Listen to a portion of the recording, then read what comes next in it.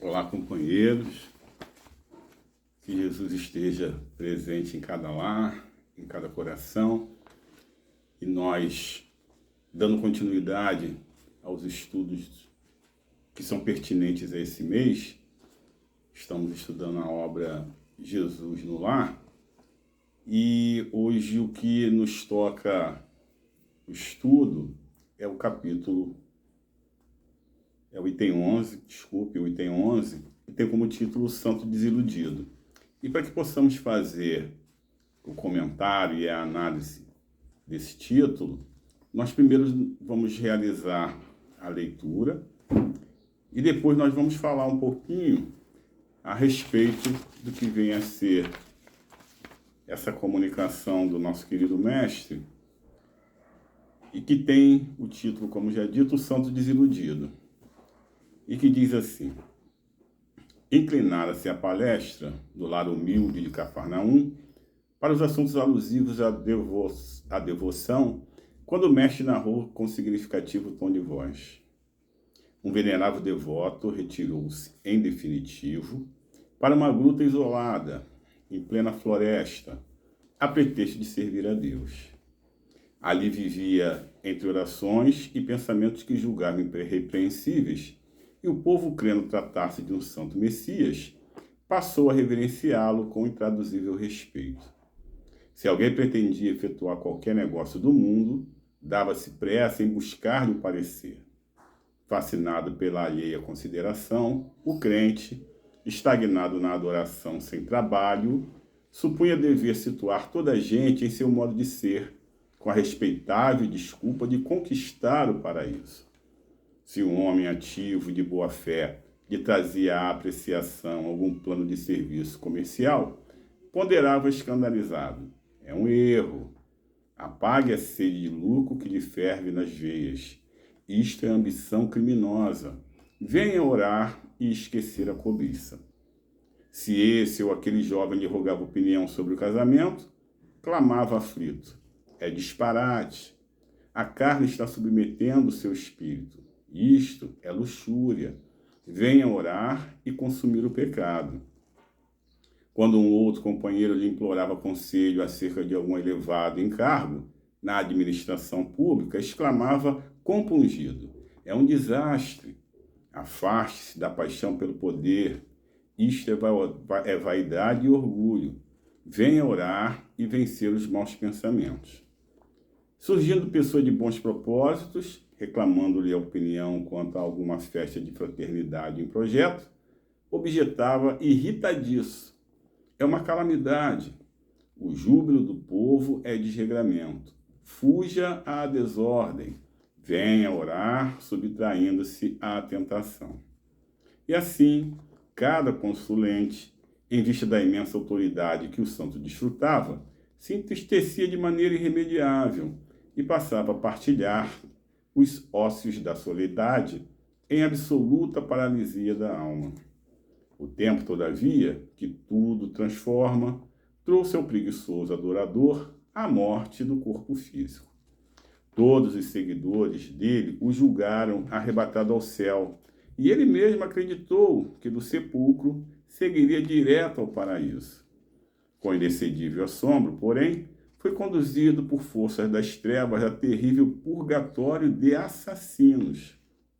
Em pranto, desesperado, indagou, à vista de semelhante e inesperada aflição, dos motivos que lhe haviam sitiado o espírito em tão pavoroso e infernal torvelinho, sendo esclarecido que, se não fora homicida vulgar na terra, era ali identificado como matador da coragem e da esperança em centenas de irmãos de humanidade.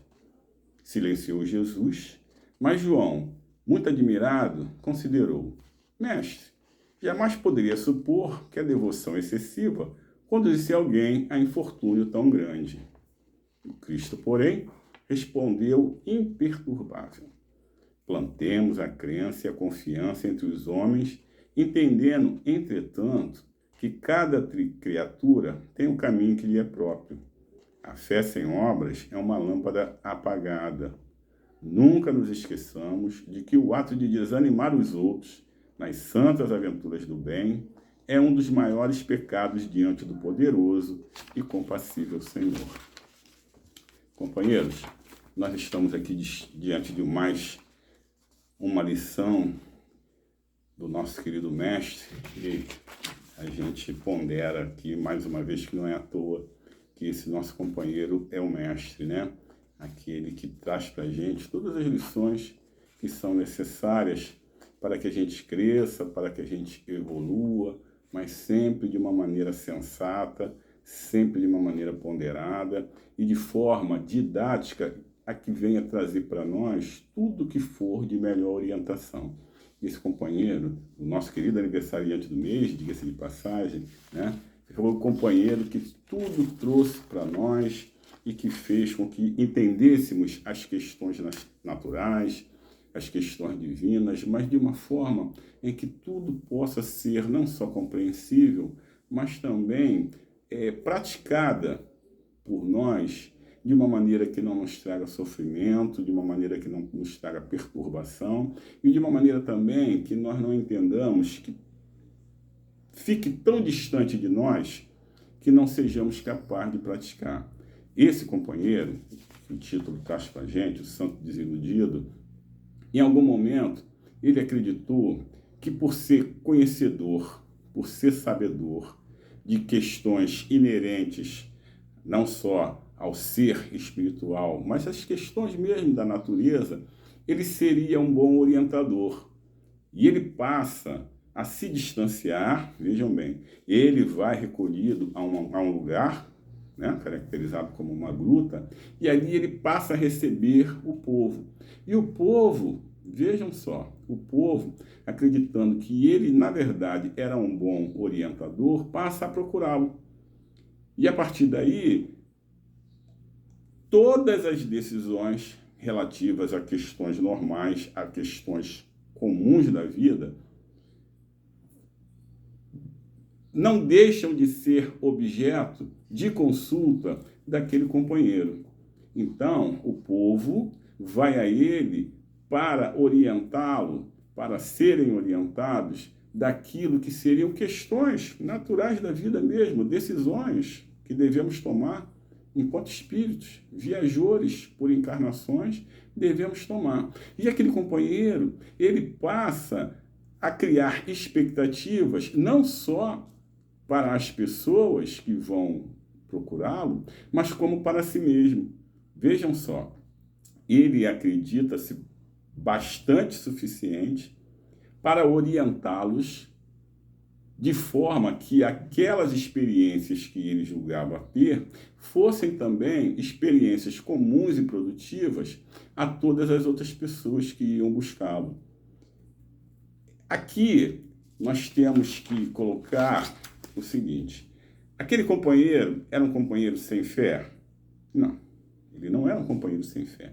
Ele acreditava nas questões que foram trazidas por um plano superior, e ele acreditava também que aquilo que ele entendia útil seria útil também para outras pessoas.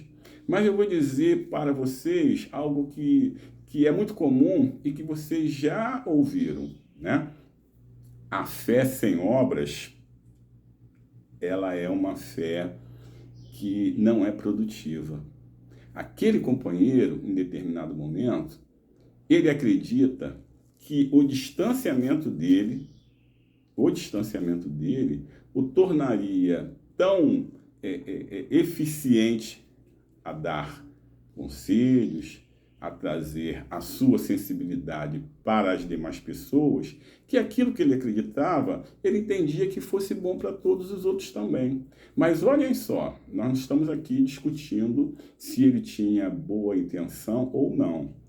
Mas o que nós estamos trazendo à tona é o seguinte: esse isolamento dele, que faz com que ele se distancie das pessoas e, por conseguinte, das questões da vida, foram posicionamentos que não o aproximaram tanto assim dessas questões que nós temos que viver no dia a dia, e essas questões fazem com que tudo aquilo que ele entendia que não fosse produtivo, ele entendia que não fosse produtivo, ele orientava para que não fosse realizado. Vejam só, questões comuns da vida,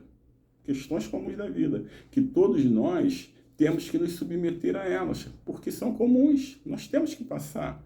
Vocês vejam que aquelas pessoas que iam até ele buscar um posicionamento, buscar uma orientação, buscavam sobre questões mais comezinhas possíveis, casamento, questões sociais, questões profissionais, as mesmas questões que naquela época se faziam presentes e que hoje também se fazem presentes, são aquelas questões que nós estamos diante dela e que nos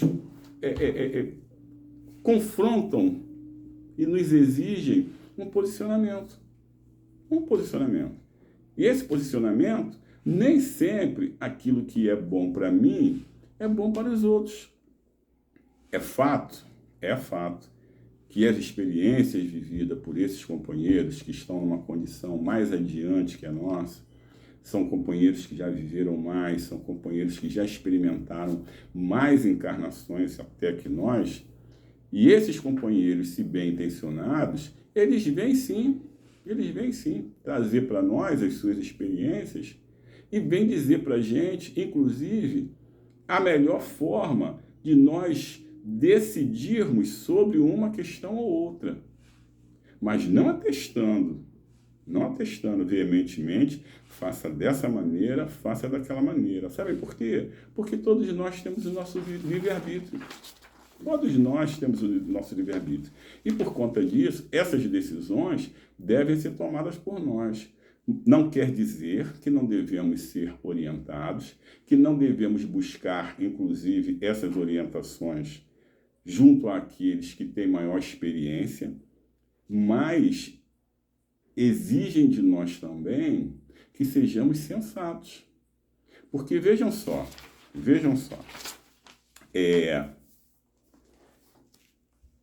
se estamos distantes de questões pertinentes à vida,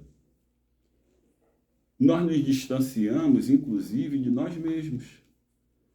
E aí existe uma frase que é importante ser dita, que eu entendo, inclusive, que é uma frase de muita sensatez, que diz assim: é fácil ser santo à distância dos pecadores. É fácil, porque eu não tenho nenhuma situação que me convide a esse ou aquele posicionamento. E aí eu vou viver da teoria. Eu não vou ter uma situação específica que exija de mim me posicionar dessa ou daquela forma diante de fatos específicos. E esse companheiro, na medida em que ele vai buscar o recolhimento, na medida que ele vai buscar o isolamento, ele acredita, inclusive, que ele é um homem diferenciado. Ele acredita nisso. E ele se coloca na condição de santo.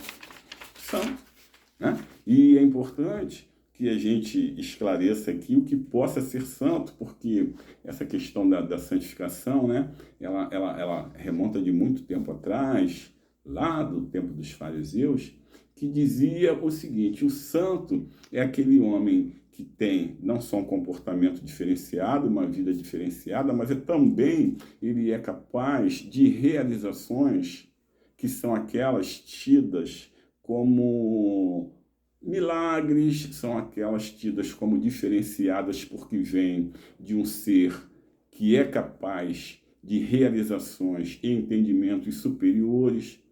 Daí, inclusive, ele ser capaz de aconselhar, de sugestionar e induzir. E era o que o companheiro fazia. Ele não só se colocou nessa situação diante de outras pessoas, mas também passou a acreditar que ele tinha esse poder, que ele tinha essa condição. Só que na condição de espíritos imortais que somos, a nossa vida continua, né? A nossa vida continua, inclusive fora desse corpo físico, inclusive. E esse companheiro, quando foi arrebatado pela morte do corpo físico, ele chega ao plano espiritual acreditando que lá ele teria uma condição diferenciada. Ele acredita que lá ele teria um tratamento compatível àquilo que ele acreditava ser. E qual não foi a surpresa dele, né? Qual não foi a surpresa dele?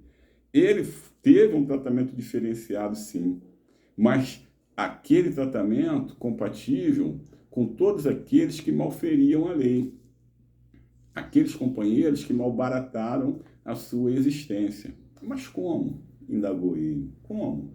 Se aquilo que eu fazia era o que eu entendia de melhor.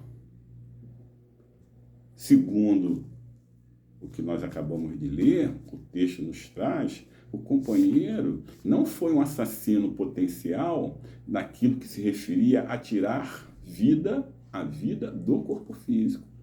Mas quantas desilusões ele provocou? Quantas mortes de esperança ele provocou? Quantos desalentos ele colocou ou provocou quando ele fez o seu interlocutor acreditar que aquilo que era uma questão da vida e até uma expectativa mesmo, que era levada para consulta e análise por parte dele, ele colocava de tal forma que aquela pessoa que saía de lá acreditava que ela nem tinha valor nenhum, que as ideias dela não tinham valor nenhum, que aquilo que ela acreditava não tinha a menor significância. O nome disso é assassínio. O nome disso é homicídio. Quando você mata expectativas, quando você faz cair por terra esperanças, crenças, e aquilo que o companheiro acredita que pode realizar nas questões mais normais da vida. Ele dizia o seguinte: isso não serve, isso está errado, não é dessa forma, vai orar, vai fazer prece, porque tudo ele acreditava que aquele bom conselho dele era capaz de resolver, mas com a inércia. Nada que fosse provocativo em relação a realizações, aquela pessoa que ia buscar um incentivo e a consulta recebia de enxerto para que fosse ali tido como uma boa expectativa, uma boa realização. Pelo contrário, o companheiro tratava de, naquele ato, naquele momento, extirpar, exterminar. Sempre com o convite à prece, sempre com o convite a que elevasse o pensamento a Deus. Ora, nós sabemos que o nosso Pai quer sim que o nome dele seja lembrado. E ele, inclusive, quando conclamado, ele faz com que a gente entenda que as questões naturais, as questões da vida são possíveis sim, mas tudo depende da nossa entrega, tudo depende do nosso empenho, ou seja, a lei de trabalho. Nós estamos falando da lei de trabalho, não só da lei de adoração, porque quando nós ficamos, por determinado momento, a exaltar a figura do nosso Pai e queremos que ele realize toda a obra, o que caberia a nós? O que caberia a nós fazermos? Né? Então, nós temos sim a lei de trabalho. E é exatamente essa lei que nos movimenta. É exatamente essa lei que faz com que progressos sejam alcançados. De forma lícita, evidentemente. Da melhor forma possível. Mas é isso que o nosso Pai quer de nós. Ele quer empenho. Ele quer atitude. Ele quer, sim, que desde que estejamos empenhados para provocarmos aquilo que é de melhor, não só para nós, mas para um grande número de pessoas, ou seja, para a coletividade, devemos sim realizar. E o companheiro, quando chega na espiritualidade, ele fica perplexo, porque ali ele é tido como um matador, ali ele é tido como um desencantador. E quanto ele fere, e quanto ele faz cessar de tudo aquilo que era proveitoso e também produtivo em outros companheiros, né? E aí, ali ele é convidado a se colocar naquela condição daqueles que não praticaram o bem e daqueles que não eram compatíveis, que tudo que seja produtivo para nós deva ser desempenhado. Vejam só, o último parágrafo do nosso texto. Plantemos a crença e a confiança entre os homens, entendendo, entretanto, que cada criatura tem um caminho que lhe é próprio. A fé sem obras é uma lâmpada apagada. Vamos repetir. A fé sem obras é uma lâmpada apagada. Nunca nos esqueçamos de que o ato de desanimar os outros nas santas aventuras do bem é um dos maiores pecados diante do poderoso e compassivo Senhor. Nós estamos aqui num processo de colaboração, de ajuda, e nós vivemos também tomados de um sentimento maior que ainda não sabemos bem como desempenhar. Mas quando nós falamos em fraternidade, quando nós falamos em solidariedade, tudo isso significa dar as mãos, tudo isso significa sermos colaboradores, significa que nós estamos aqui num processo de ajuda. E quando nós damos fim, damos cabo a qualquer sentimento que seja um sentimento próspero, qualquer sentimento de realização e que faz com que qualquer um se sinta incentivado na realização, nós não estamos fazendo bem, não. Não estamos fazendo bem.